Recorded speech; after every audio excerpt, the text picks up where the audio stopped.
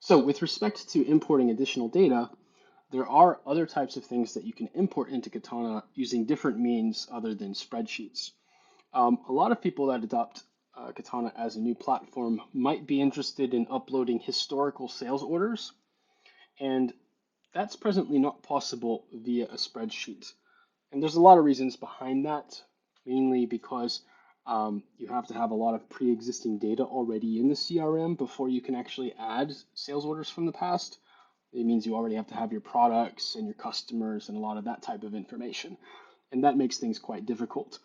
It's our recommendation as a best practice to start from this day onwards whenever you are going live with Katana and keep historical information in other systems that you could use for analysis. But if you do need to add sales orders to Katana, either historically or through another medium, you can use a third-party application like Zapier through a Google spreadsheet to get that information in. Also, with adding customers, for example, we don't have a dedicated spreadsheet that allows you to add customers into Katana, but you can also do that through a Zapier import as well if you would like. Customers can actually be added through your e-commerce solution or through your accounting integration, which I'll briefly talk about in just a moment. If you do need to bring in additional information into Katana, there's opportunities to do that through Katana's API. Now, Katana API is part of anything that's on the advanced tiered subscription plan and above. You get your own API key. You can go into Katana's API documentation and run the API queries as required to get your information into Katana's platform. So that is also a possibility.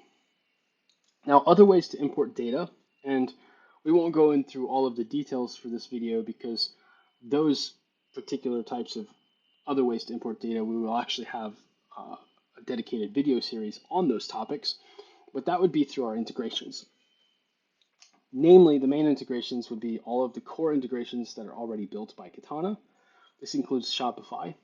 That allows you to import your customers, your existing Shopify sales orders that are presently not fulfilled, and also all of your products and initial stock levels.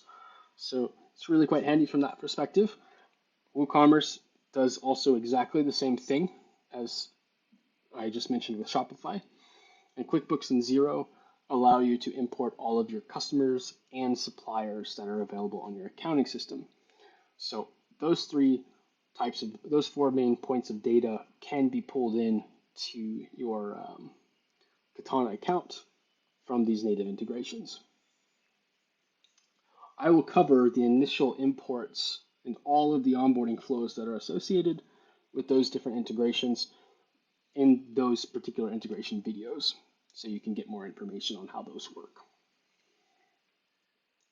And in general, when it comes to getting all of your data imported into Katana, if you've managed to get through this video series and actually successfully pull off some of those data imports, you should be in a really good position to kick things off and start using the product from here forward.